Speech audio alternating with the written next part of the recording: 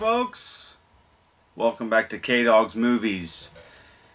Well, it's 4th of July weekend, and you know there's a ton of other movies I could be doing right now, but I just chose this one because it's very American, very historic, and I just thought it was a movie I watched when I was a real little kid. I didn't understand it. It was a little slow for me at the time. But my dad loved it, and he still loves it to this day. He still thinks it's one of Sean Connery's best movies in his opinion. Of course, my dad was never a fan of the James Bond movies or anything like that. What am I talking about? 1990s The Hunt for Red October, released by Paramount Pictures. This was the first movie to ever do, well, it was the first movie that launched the Tom Clancy novels of the character Jack Ryan. This is the first one. The Hunt for Red October is set in 1984. About this Typhoon-class Marine submarine called the Red October that belongs to the Russians, and this sub plans a surprise mission. And Sean Connery is the captain of the Red October by the name of Marco Ramius. And once this ship is launched, that gets the United States all stirred up. But not at first. There's an analyst by the name of Jack Ryan, played by Alec Baldwin. He becomes suspicious. He's the first one that's kind of suspicious about what's going on. And he receives photos of what this ship looks like out of water. And it's this massive, massive ship. But there's two doors on the ship that he is completely baffled by. What are those doors? He later finds out that it's a silent propulsionary system, where basically you put this ship in the water. It has normal propulsion, but if there's enemies nearby, it can switch to silent, switch on this propulsion system, otherwise known as a caterpillar drive, and you go silent. You go silent underwater. Sonar hardly picks it up. And this is put into practice with a U.S. submarine called the USS Dallas. The captain there is fronted by, Scott Glenn plays the character of the captain of the Dallas, and one of his crewmen, played by Courtney B. Vance, he has the Red October in his sights on sonar, and all of a sudden, gone. Like it just wiped away from the face of the earth. That's because he went silent. And so they are beginning to suspect, the U.S. government, they're beginning to suspect that they've got a rogue sub on their hands, confronted by, that is not confronted, but led by a man who's going off his rails. But Alec Baldwin, they ask Alec Baldwin, Jack Ryan, to give them a briefing on the Red October, because he's the only one that knows anything about it. He then realizes what day it is, and that it's the 1-year anniversary of Captain Ramius, Sean Connery's character's wife's death. And he's doing it as a mission to defect, not to plant nuclear missiles. And it becomes a game of a huge game of chess. And of course he leads, the captain leads his crew to believe that this is against the Americans. This is going to, you know, he's getting them to think that this is, you know, complete Soviet mission, when it is not a Soviet mission at all. The Soviets had nothing to do with this. This was the captain's ordeal.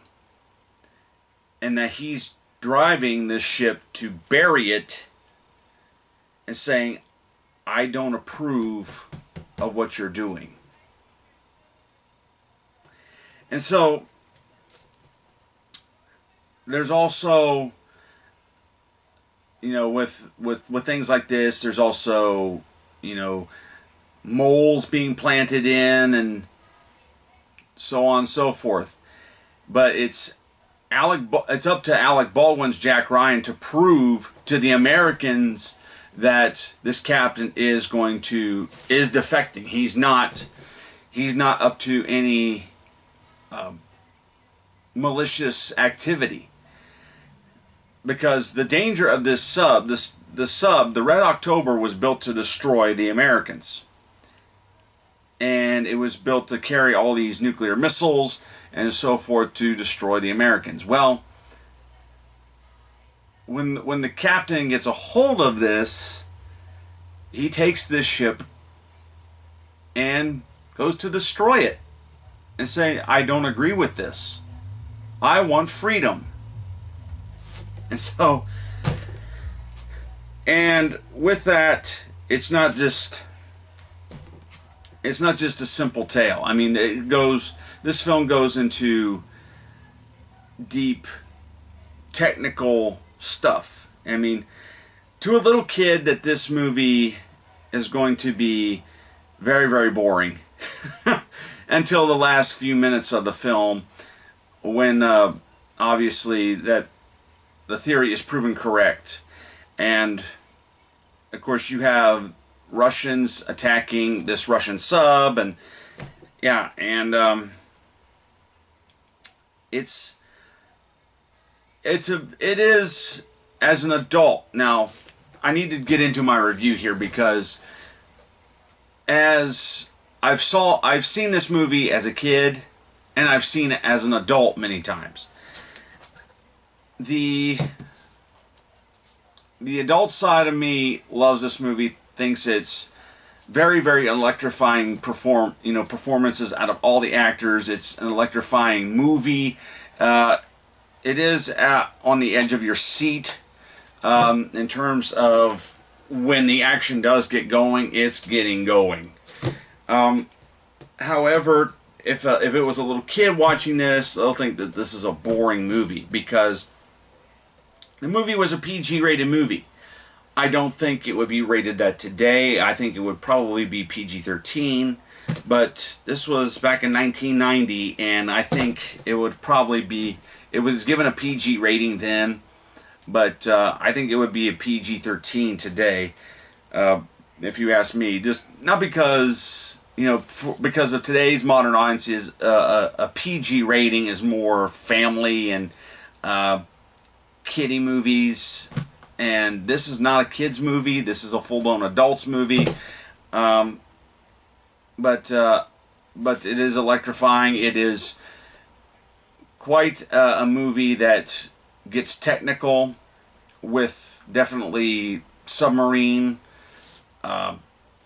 operation, and plus a little bit of politics, and just great performances. And this is just one out of many of the Jack Ryan films. This was the first one. Paramount purchased this back in the mid-'80s, I guess, when they purchased Clancy's novel. But it was a best-selling novel at the time. But yeah, Sean Connery, just fresh off of playing Indiana Jones's dad. And Alec Baldwin was a newcomer. He had been in other movies like Beetlejuice and things like that, but he was not a big actor. He was not a big star, and this is the first time that he was really considered a big star. Again, he's the first one to play Jack Ryan. He was later asked to reprise his role in Patriot Games, and Patriot Games, but he turned it down for, I forget, whatever reason. I think he had some issues with Paramount. But Harrison Ford would go on to play Jack Ryan for Patriot Games and Clear and Present Danger. Ben Affleck played Jack Ryan in The Sum of All Fears, and is it John Krasinski played Jack Ryan in Shadow Recruit, I think. I'll correct myself eventually, but yeah, if it wasn't, no, it was Chris Pine. There you go, it was Chris Pine. I think John Krasinski's playing him now in the TV show. I think that's where I'm getting mixed up there, but yeah, and this is how much I like the movie, and I got the Blu-ray here, directed by John McTiernan. You know, this was his movie right after Die Hard. Yeah, here's the Blu-ray version. Now, this is the 100 years of movie memories from Paramount when they released the Blu-ray. There's now a 4K version, but yeah. But here's what's interesting. And this is how I watched the movie, was good old VHS right here. And this is what the box looked like. Yeah, which is just, of course, the poster art. But what Paramount did, this is what was interesting, they also did this with the movie Ghost. And of course they also did this with their Nickelodeon titles. With the movie being called The Hunt for Red October, the videotape is in a red cartridge. Isn't that cool?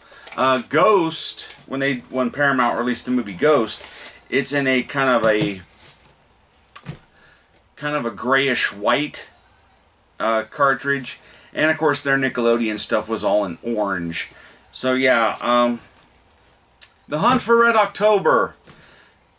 It's a great film. It's a classic film from 1990, released by Paramount Pictures, directed by John McTiernan. So if you're into the military or any of this like submarine stuff and a lot of technical stuff, you will love this movie. And so I do encourage you to check it out.